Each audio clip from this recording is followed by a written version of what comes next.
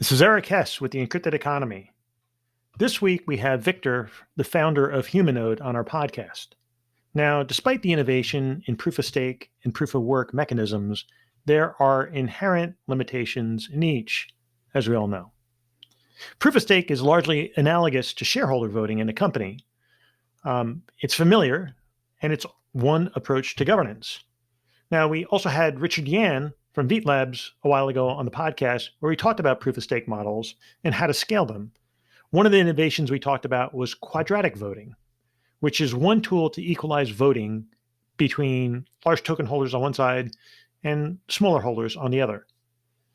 As you start to approach more egalitarian voting models, which the value of which can be dependent on the individual project, they start to run the risk of abuse or even a Sybil attack, whereby an actor could take control of a network or a voting system on a network by forging identities.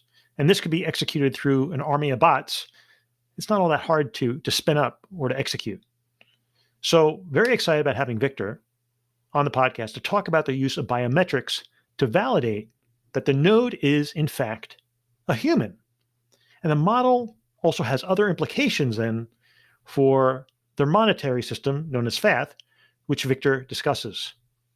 Victor is a unique blend of developer and economist. So be prepared for a discussion that spans not only human node validation and biometrics, but privacy and macroeconomics. So if you like this episode, please share it. We continue to pick up more and more supporters every week and listeners, so it's exciting. But get it out to one person in your network who you think would benefit from it. We got a lot of content, so I think it'd be a good share. Anyway, I think you're really going to enjoy this episode with Victor, founder of Humanode. Welcome to the Encrypted Economy, a weekly podcast featuring discussions exploring the business, laws, regulation, security, and technologies relating to digital assets and data. I am Eric Hess, founder of Hess Legal Counsel. I've spent decades representing regulated exchanges, broker-dealers, investment advisors, and all manner of fintech companies for all things touching electronic trading with a focus on new and developing technologies. So this is Eric Hess with the Encrypted Economy, and I'm so excited today to have Victor from Humanode on the podcast. At a high level, Humanode can prove the identity of users through a novel authentication schemes and grant permission to launch a node and verify transactions running through a network based on human existence. It aims to create a solution to the plutocratic systems created with modern proof of stake and proof of work networks. This validation alternative uses the combination of proof of uniqueness and proof of existence, but I'm going to let Victor explain that during the course of this podcast. So with all that said, Victor, welcome to the podcast. Thank you very much, Eric. It's a pleasure to be here, especially hearing your recent podcast where you dive really deep into the topics of law and economics of crypto. Yeah, well, thank you. Thanks so much. So, before we get into it, why don't you tell us about your background and what brought you to where you are today? Well, sure. I was born in Moscow. I'm not there anymore, though, but I lived there for the whole of my life. Was born in a middle-class family, and actually, probably this is why I've been mostly interested in economics since I was 12 years old, because I couldn't believe how volatile the economy is and why so many people suffer because of it. Eventually, I got to the university to study economics on the international level and macroeconomics in particular. And, never wanted to become a consultant or a banker. I was creating startups since the university times with Dato, my co-founder at Humanode. And eventually, we ended up creating more than 10 projects or supporting them from the very beginning. But in 2016, when, crypto was not finally only about sending transactions, but Ethereum was launched, we said, okay, we understand its full potential now. And we basically sold everything we had from traditional IT businesses and went fully crypto. But without starting the company right away, that would be too stupid to think that we're ready to go like that. And we started a research institute, which is still working. Funny thing that back in 2016 we called it Paradigm, until many others Paradigm emerged in crypto industries. And well, we were researching crypto all through it, publishing reports on a daily basis. That's what we still do, looking for new things out there. We ended up establishing a proof of stake company when Tezos launched, and many other networks followed the lead. And well, back in 2017, and now I'm already talking about Humanode, we already understood that despite the fact that all these networks are called decentralized, the actual decision makers who decide on how the protocol will evolve, what are the rules of the protocol, and when you got to proof of stake, now the big validators even decide on emission schedules and amounts. We understood that, well, it is still very centralized, and if you look at it, it is even more centralized than the current US dollar global economy. So we understood that there should be a solution where one human can set up only one node to make it fully distributed, but we had no idea how to do that back then in 2017.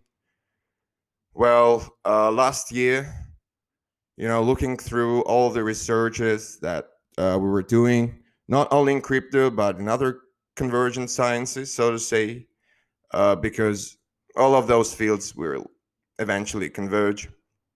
And a little bit later, I would tell you why, for example, the general artificial intelligence can't exist with the solution like we're proposing, and it will just destroy us. Well, we went on to create the first crypto biometric protocol because we saw the increases in accuracy of biometrics, and especially a new thing in biometrics called liveness detection. So when we understood their potential and the fact that they can provide eventually even more security than current capital-based solutions can, we finally started to make our dream come true and building a network where one human can have only one node. So in short, that's our story, the story of our life. Excellent. So that's very exciting when you think about it, particularly when you run the risks of even bots becoming involved in the governance process and the way that could be distorted. And so it seems like Humanode really is aimed at sort of, in many ways, achieving the vision that even like Vitalik Buterin in his recent postings on it raised. The vision that maybe proof of stake and doesn't exactly work due to some of the issues in terms of it distorting the governance process. And we'll I hope to talk more about that on this podcast. So Humanode is broken into a few different segments. It's certainly a big undertaking. One is known as the Vortex. The other one is known as Fath. I might even be missing a couple, but maybe if you could give us a little bit of background on each of those, that'd be great. Sure. Well, basically, Vortex is how we call our decentralized autonomous organization. And Fath is the economic theory that we also created a few years ago. I would say it's not a theory, it's a hypothesis because it has never been tested out before. And this is a new way how we could structure a crypto economy and incentivize all the people in it, essentially fighting the devaluation of the token holders in comparison to active token holders who participate in governance. Well, I would start, okay, if we start from the Vortex. So we still have to stress out what technology such a DAO where one human equals one node is based on. And this is all about biometrics.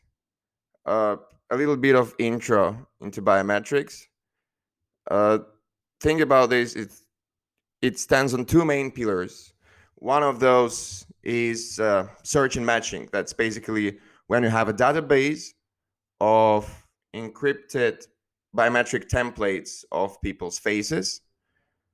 And I should tell that eventually we will use many other modalities, but facial recognition for now is the most accurate one. And the other pillar is called liveness detection.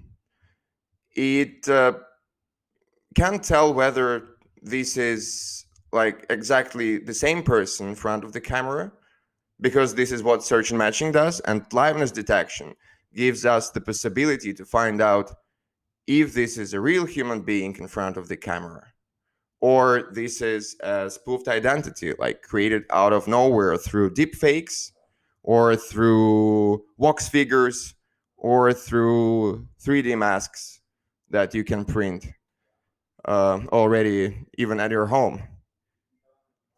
And basically that's how we find out, with lots of encryption layers in order for people to stay private while using this technology, if it's the same person in front of the camera, and if this person is unique, and if it's a living human being, not a created identity. So the thing about our decentralized organization is that we want to, well, basically we're building a financial network. And to have a really distributed financial network, you should have more and more people involved in it, right? But unfortunately, for now, we don't have the consensus mechanisms that allow for millions of people becoming nodes and validating transactions in the network, because it would make the network unusable. I mean, it will be slow, it will crash. And for now, thanks to recent advances in consensuses made by the researchers who created, for example, Avalanche or Solana, we finally can have thousands of nodes in the network, and without doing things the EOS or Tron way.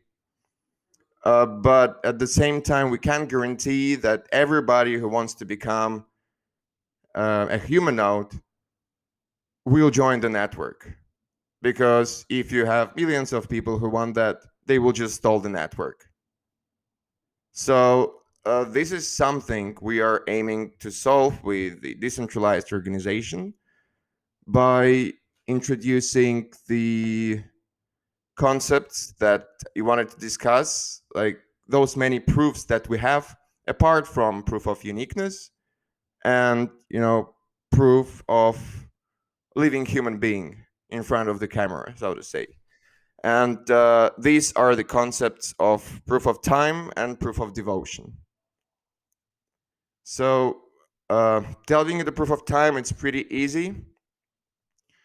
This is how long you actually run a node. Of course, there should be requirements for people so that we won't have 10% or 20% of the network just go offline one day, because this can cause a lot of technical issues. And that is why we are tracking how long the person is running the node correctly with the good uptime. And if the person fails, he first gets slashed. And in our world, slashing is like banning your biometric identity from validating the network's transactions for a certain period of time. Okay, and the other concept is proof of devotion.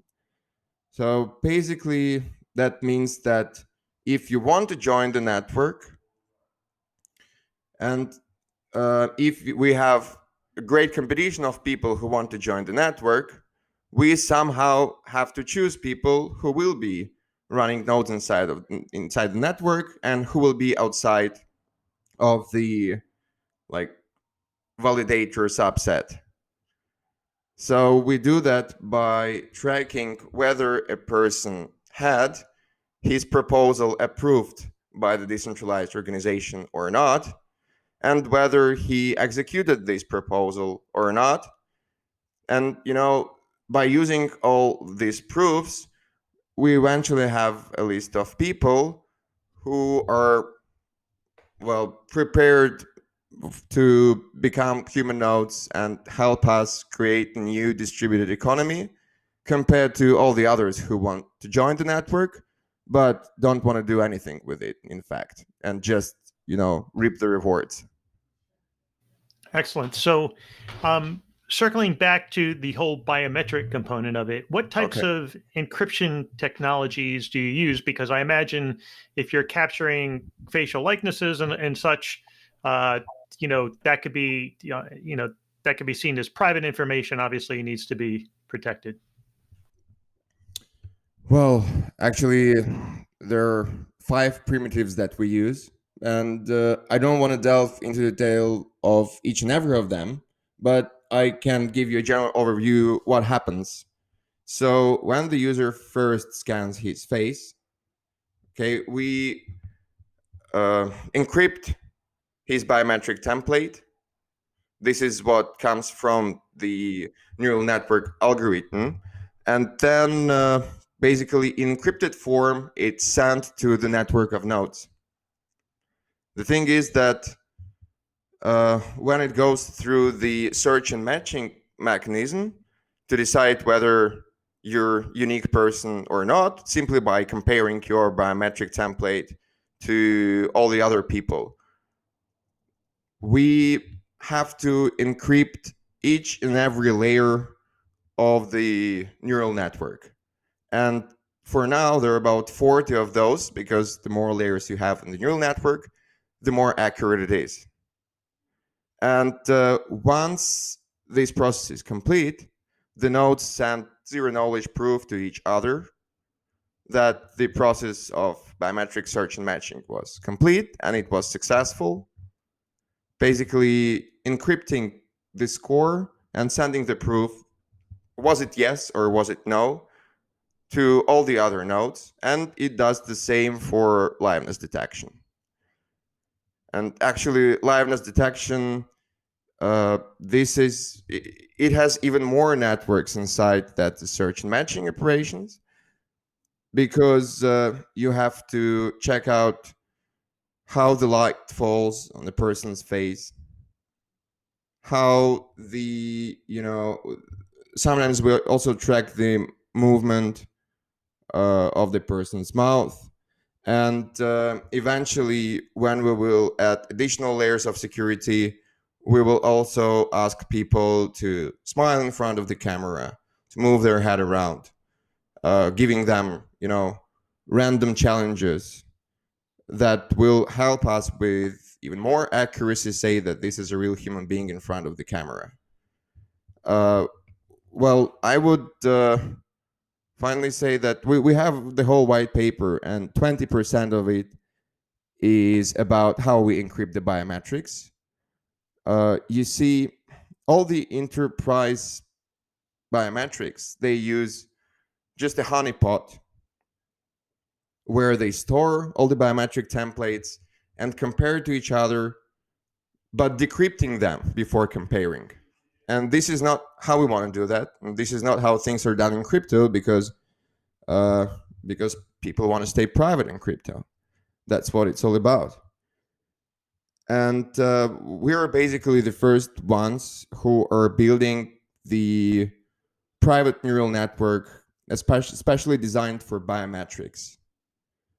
Why? Because if you take the general privacy solutions like secure enclaves, that means that you have security by hardware and not cryptographically, mathematically guaranteed security and privacy of your biometrics.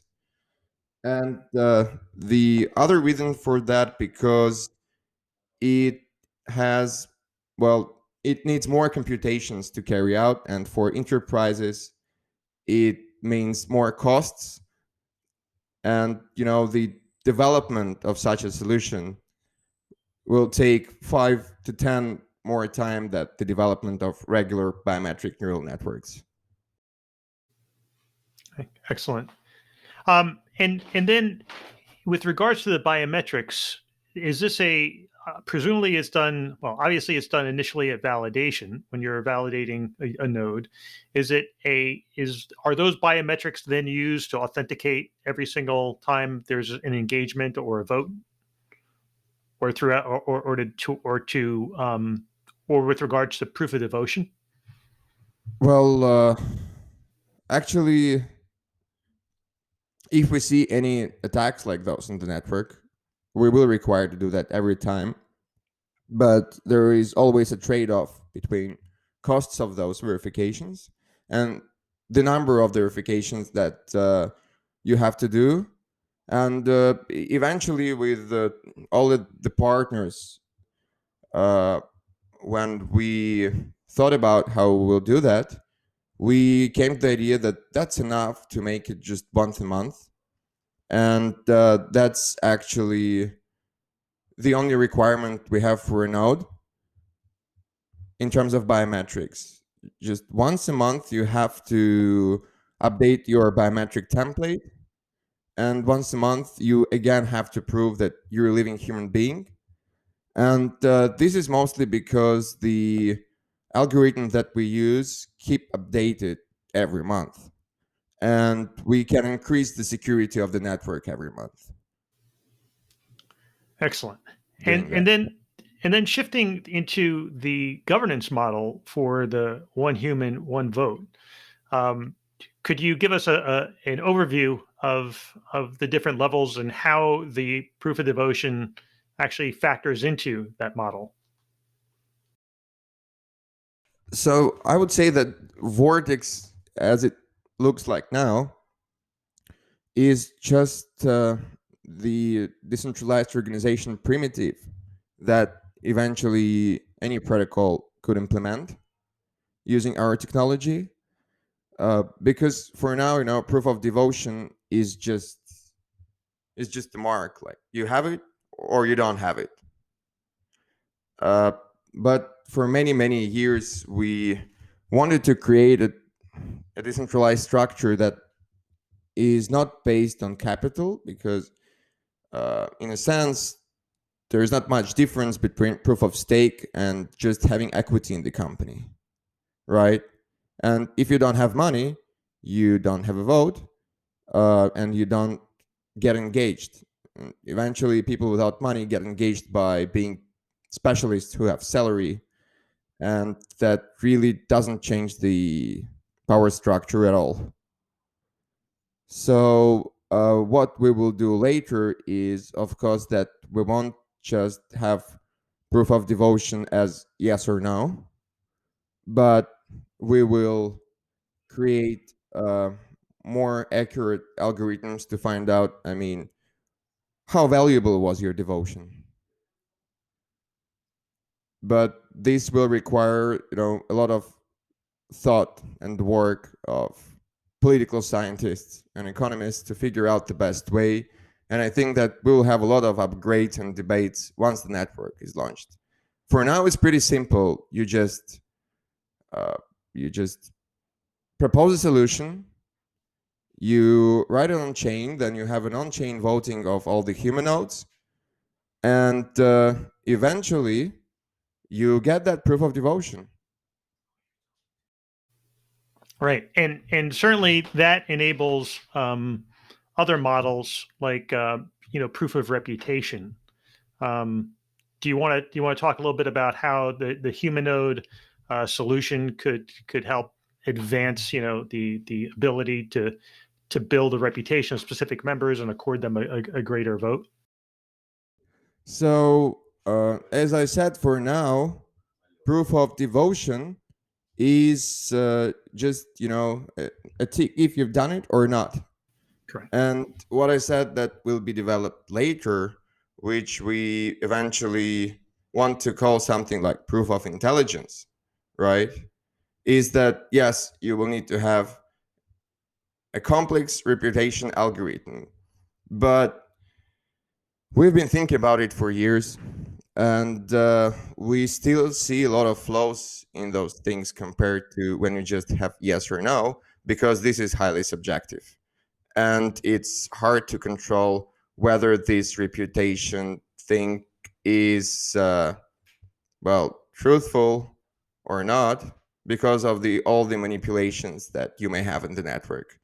And that's why before having that proof of reputation thing, for now, reputation is just based proof of devotion, yes or no, for how long you've been running the node, and for how long you participated in governance. And yeah, the thing I want to talk about a little bit later as well, because this is how we fight the voter apathy actually in our DAO that you can see right now. And well, great example of the failure of current protocols is when the protocol can't launch a decentralized organization because it doesn't have enough votes, and this happened many times in crypto. And what do you see the solution to dealing with the tragedy of the commons, where you don't have that active participation? So our solution here is that if you do not govern at all, you are not taking into the quorum at all. So, and that's pretty simple. And this is what we do with our, like, it's still called proof of time in our concept, right? Because this is the time of how long you have been governing, but any person that wants to stay among the governors, he needs to vote at least 22% of the proposals. And if he doesn't do that, he gets out of the quorum.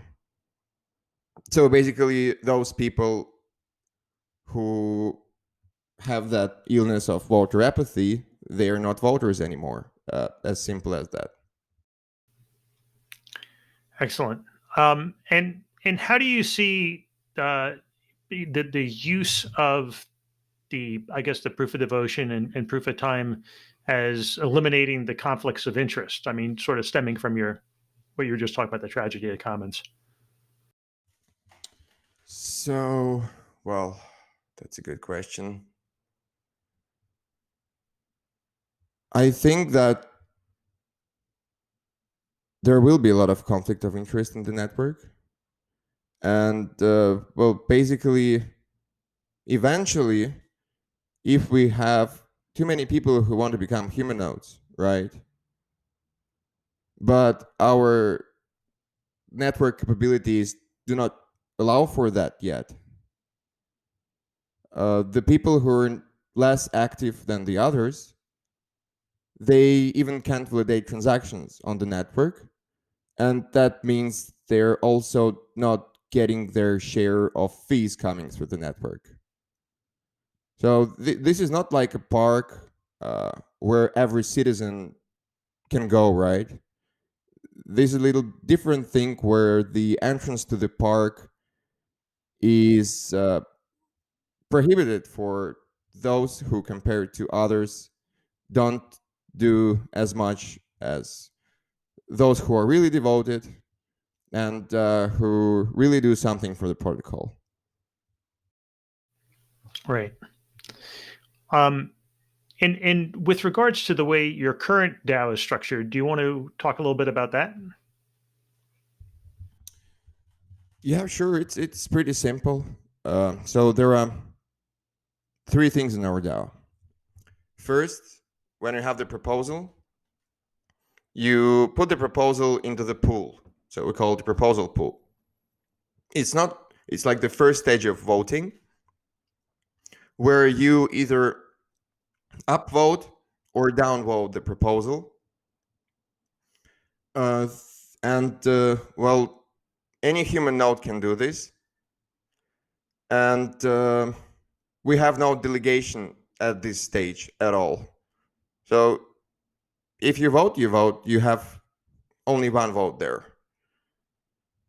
Basically, then the proposal gets to the Vortex itself, which is where the final decision is made, where we already have delegation. So for those people who could not vote in this for this proposal in the proposal pool, now their vote will be counted, because if they delegated their vote while they're away for some reason, now you have like more people eventually voting through delegation. And then the proposal finally gets into the thing we call formation, because sometimes people have proposals, but they are not the ones who execute on the proposal to and make it develop and make it come true. That's when those people who propose something can find team members and share the rewards that they might get for executing the proposal. One important thing about the structure of the DAO. So we have different tiers of those who participate in the DAO, depending again on those proof of time and proof of devotion. And you still have the same one person, one vote, but if you don't have a tier high enough, you can't propose on crucial matters, as for example the change of monetary policy or the meta change of the DAO itself. You're just not allowed to, because you haven't been in the network and the protocol for a long enough time to understand all the caveats of changing the protocol as a whole by implementing something on those levels as the change of DAO or the change of the economic structure. And the thing is that if you propose something great in terms of those higher level changes, you still can become the one whose proposal gets accepted, but first it has to be promoted by the person who has been long ago contributing to the decentralized organization. So the only change, again, the only difference between the different tiers of the members of the DAO is the right to propose on crucial matters. And we have those 4 tiers to control that newcomers can really do something if they want to, but eventually we won't get stupid proposals even in the DAO, because they won't go through the proposal pool. So what about Fath? Could you explain the what Fath is and the economics of Fath? Sure. First of all, I'd like to tell you why this word. It comes from the word fathom, and it actually means why something happened. So we were looking into the history of economics and the monetary policies. Actually, I think that the macroeconomics is the least developed science in the world. And billions are suffering because of that every day. So when we were exploring the topic of the currency devaluation, the topic that is broadly covered by crypto market, but we still have that devaluation actually. And the thing about the devaluation is that when your economy is growing, for sure you need new money coming into the economy to account for the value growth. Otherwise, the prices of the products will always go up. And you can't live in it because it's a deflationary economy. Okay, so I mean, why would you buy something today if it will be cheaper tomorrow? Why would you create a business that will create a product in 3 months, but in 3 months it costs already less than it was like when you started creating it. You can't live in the system like that. That's why you do have to print money, but you can't print money for the sake of the growth of the economy when it falls down. I mean, there should be always a reason to create and to create the monetary supply and to grow the monetary supply. So we found out that economies did very well, and there was almost no devaluation of people, meaning that their purchasing power was at least stable, not falling down.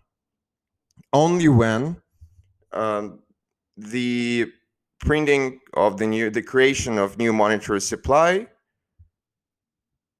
was after the economic growth. And if your monetary supply growth is higher, the rates of it are higher than the growth of the economy, well, your people are in trouble, and the purchasing power of the regular farmer or a soldier fell down drastically. And sometimes people don't mention that because they are active economic agents just for 30 to 50 years in their life. But if you look at it over the course of hundreds of years, well, the numbers will be awful. And we are really convinced that food would be pretty much free if we had proper macroeconomic policies throughout the history. So the thing about Fath, well, I'm talking about Fath, on the national scale here, because this is how it was first developed in our heads. Can I actually pause on the free the food being free? Is that assuming that the state would be? I mean, obviously, farmers and such, the producers would have to be incentivized to produce it. So, would that mean that it would effectively be a state covered good? Well, it will be almost free compared to like 30-50% of salary that people spend today on food. Right. They would spend like a small fraction, 3 to 5% on food. If everything was done the other way around, but as I told, well, macroeconomics is the least developed science in the world, and there wasn't such a science 200 years ago. Um, well, what we're talking about here is the devaluation effect of the regular people when the monetary supply grows enormously. And as you know, the what happened last year, it was like the last thing that could happen is that now if you're a bank, you can keep 0% of the reserves in your bank and give out credits right and left to everybody without any reserves. And that's when you have the well the most horrible devaluation effect on regular people. So let's now get back to crypto. The thing is that things are different in crypto, but you still have the devaluation of the holdings of regular people who buy Bitcoin, by those who mine Bitcoin, right? Or by those who stake any proof of stake coin or delegate it. So it doesn't cure the thing. And what we came up with is that imagine that you have GDP in the country, right? If you have GDP in the country, why can't you have the GDP of the crypto network? I mean, this is all the goods and products sold in the network for 1 year. So you take this number. Actually, it's pretty easy to count when your network has special purposes like ours. It's an EVM compatible network, so you can run smart contracts on it and pay the fees for the smart contracts. And at the same time, it's the Encrypt the Biometric network, which processes biometrics. And basically, this is the product and the output of the network, total fees collected by the network. So if you take that number in the year 1 and you take that number in the year 2 and compare them to each other, you will find out whether you had the growth of production of your network or the fall of production of your network. So the most stupid thing that happens in our world is that when we have the fall of GDP of the country, the cure for it right now is having more monetary supply in order to keep the economy going. And that's what brings the devaluation. Because if you have less goods and products flowing through the economy, you don't need that much money anymore. And you actually have to shrink the monetary supply. As we are now living in the crypto world, of course, we can create, the self-auditable system which tracks all the smart contracts that you have and all the operations in the network and count that number. And then what we do is that if the economy of the crypto network grew, we would rebalance every account of the protocol by that amount.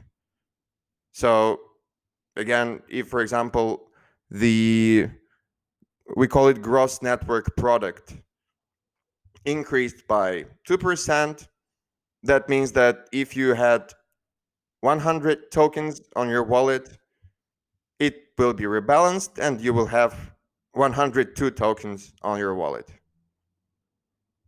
So what we say here is that, well, you can actually see it as helicopter money because everybody gets those money, right? And everybody gets them proportionally, depending on how much you have at the moment.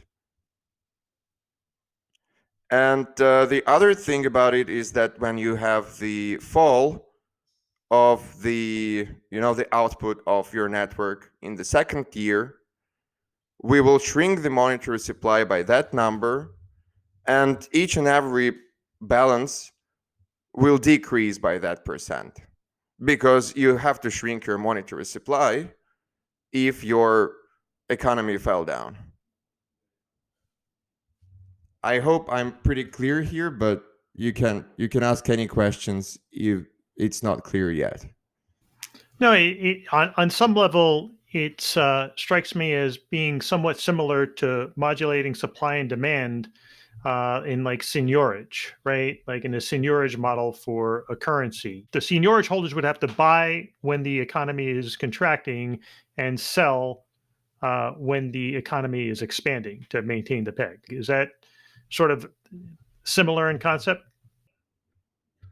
Well, I would say it's a bit different because actually, I don't think that a pegged currency is something you can have stable, because if your economy falls down, you will have to support the peg, eventually losing all you have. So what we have here is, I would call it's an anti-peg, because, well, if your economy is falling, that means that, well, actually what it makes eventually, it's making the prices more stable in the economy. So in that sense, you're right. Yeah. Because for every product you have the same amount of money at any given year. Right. It's similar to if the GDP is growing, that means there's a lot of demand for the monetary supply, and you're issuing into Exactly. it. Yeah. How would it work with a crypto project or a token that came to you and said, we want to work with you to deploy the Fath model? Would you work in conjunction with that token to apply those economics to their ecosystem, so to speak? The thing is that it is impossible to implement such a model if you have a network based on like proof of stake or proof of work, because for those you would always need block rewards to keep the network running. And block rewards mean that uh, some part of token holders always get devalued by the others. You see, so actually, Humanode for now is the only network that is capable of supporting such an economy where there is no actor who gets devalued by the system, right? Essentially, creating a gap between those who are at the top, being validators, decision makers, and at the bottom. You will always have an outflow of capital from those on the lower level to those on the upper level. And that's how current cryptocurrency works. So uh, I'm I'm completely sure that it's impossible, to go from proof of stake to something like Fath without completely changing how the network works and without having the network where one human equals one node. Got it. And actually, if you could help explain the the relationship between Fath and Vortex and how it is only possible to have Fath on Vortex or on a human node type network. Well, again, it is only possible just because of the fact that to keep the capital-based network running, you need to have the rewards for those who run the network. In Humanode, we also have the rewards, but they're not just coming out of some number of tokens that we reserved for the next 100 years in order to pay out those rewards. No, it doesn't work like that. Because in Humanode, we came up with something we call the cost-based fee system. And that's why we don't need block rewards. So when you have the network where all the nodes are equal, that means that every node incurs pretty much the same cost for running the node, right? And you don't have all of those differences in how many blocks do I validate compared to how many blocks you validate, and the difference in rewards. You don't have it all. That's why what we can do is that at any given moment in time, we can find out the actual costs for running the node. There is the computation part of it, and there is storage part of it. So we will take the data through oracles directly from, for example, cloud service provider, right?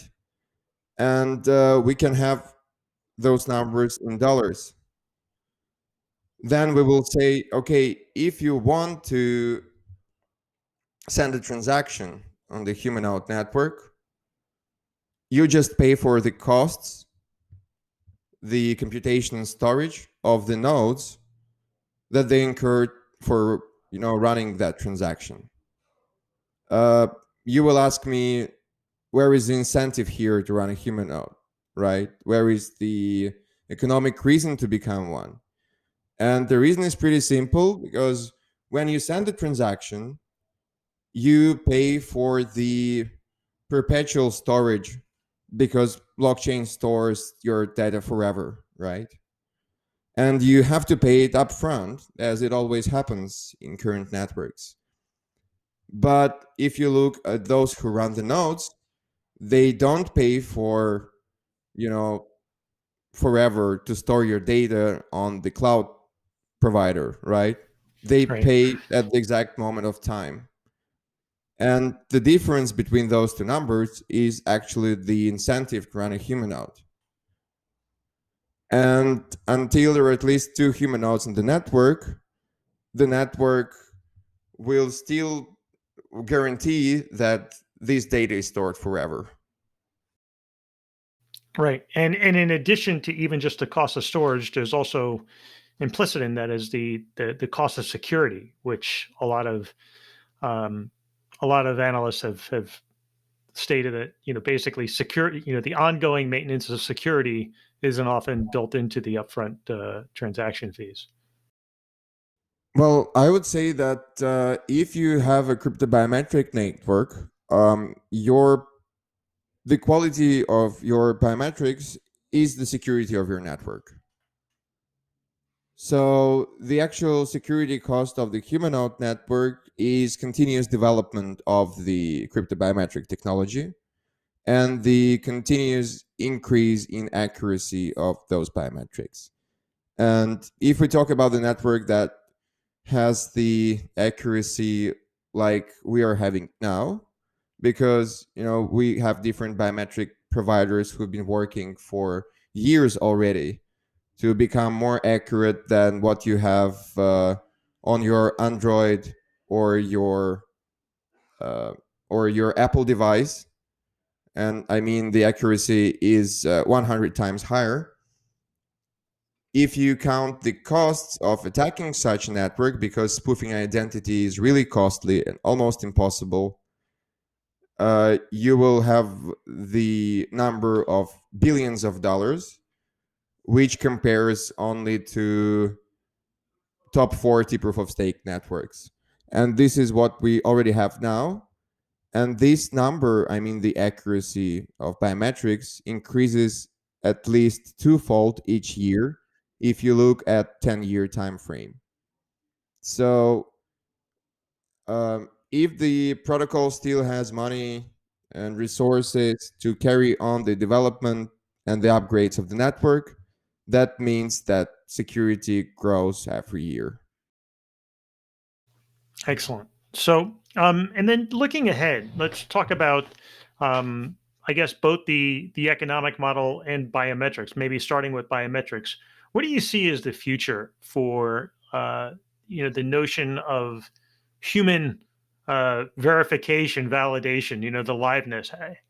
Where do you see it? How do you see it sort of impacting the whole crypto space? Because arguably, in certain networks, it's going to be more critical to be able to value that human participation than others, but it really doesn't exist today so much. So, how do you see it impacting the whole digital asset space and the whole basically the decentralized system ecosystem?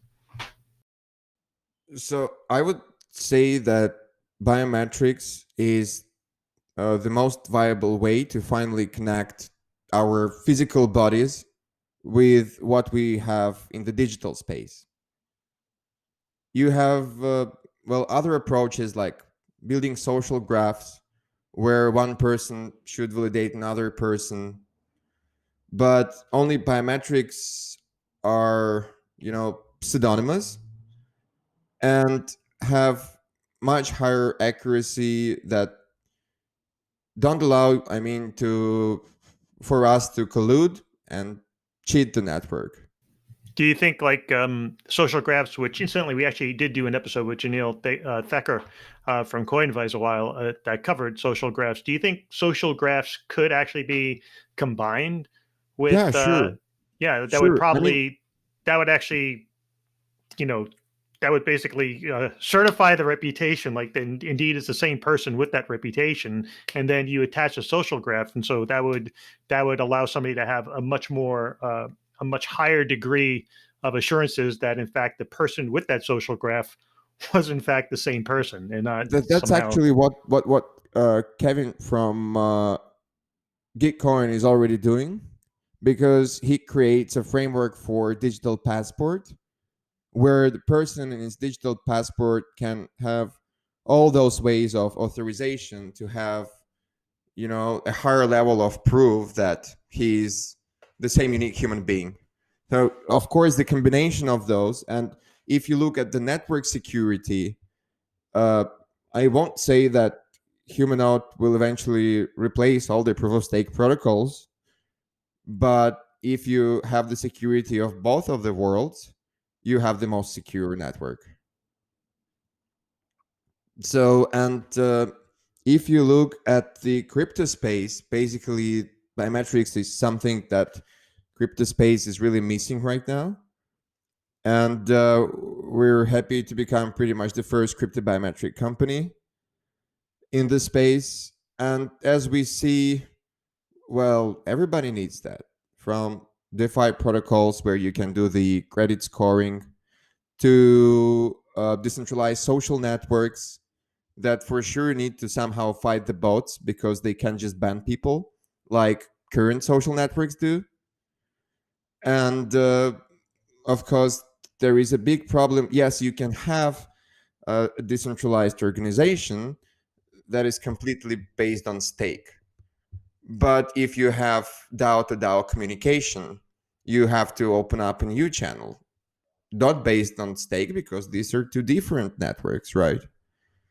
And that's when the biometric technology comes handy as well.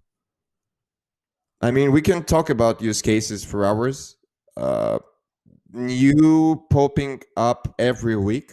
I think we have a list of more than 20 of those. But first of all, this is cyber resistance for those protocols who need it, like from poker to social networks. And then it's DAO, new kind of DAOs, who will finally have greater community inclusion than those apathic networks we have right now.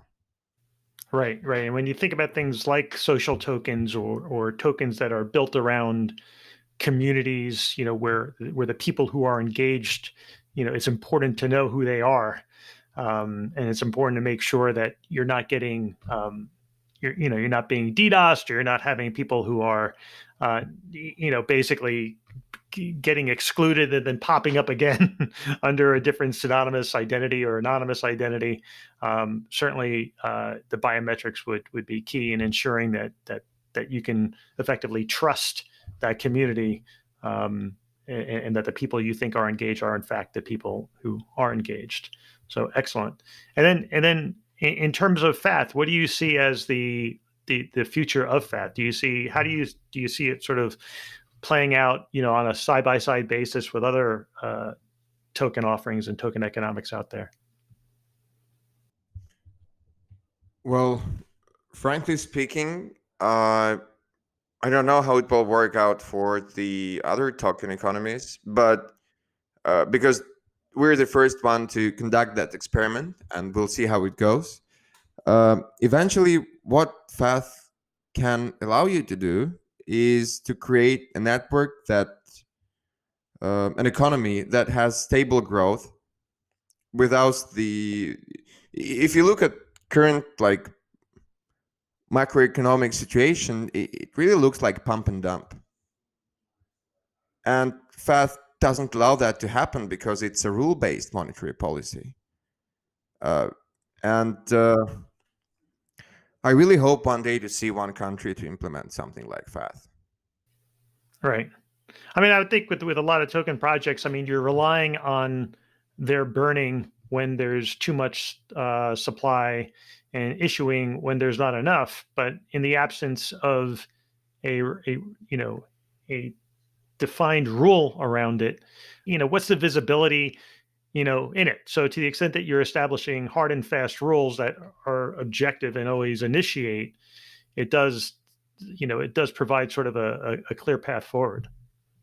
Yeah, and it does align the incentives of those people who come to the network, because everybody understands that if we don't make this network grow, we will have, our balances decreased after 1 year. Excellent. Excellent. So this was a great episode. Before we go, is there anything that I didn't ask you about that, I should have? Well, we were thinking a lot, that when I uh, graduated from the university, I spent the whole year just sitting at home reading, and I was, and I still am a big fan of the different theories on the general artificial intelligence, because I do think that eventually it will come to the level where it will take a lot of work that we're now doing, and all the economic optimizations that we're doing as economists. And the question is, how can we create that general artificial intelligence without losing control over it? If you have a capital-based network, well, we will lose pretty quickly, right? It will just create a lot of mining equipment and capture the Bitcoin network. That's it, we're done. In proof of stake, it just buys us out, okay? So eventually, if you think about it, that if you want to have the control over the general artificial intelligence or many of those that we might have in the future, the only thing for people to stay in control is a solution like Humanode, where the network belongs to people. And well, another thing is the economy, which is not captured by those who have money. The only way to have the decentralized social structure, or even a governmental structure that is not captured only by those, and to have the co-ownership of these social structures that we have, is to have a way to prove that, well, this is one human, he's unique, he's a living human being, that's why he has the same voice as everybody else, and he controls that structure with the same power as everybody else. Right, based on contribution and not just pure capital. So, excellent. Well, Victor, a lot of things to think about, and it's going to be very interesting to see how biometric validation becomes more important in some of the decentralized networks that we're building. So, thank you for coming on the podcast. Thank you very much, Eric. Don't forget that there are already 50 human nodes running on the testnet, and anybody can try and become one. Excellent. We'll have to make sure we get the right links in the podcast as well, in the show notes. Okay.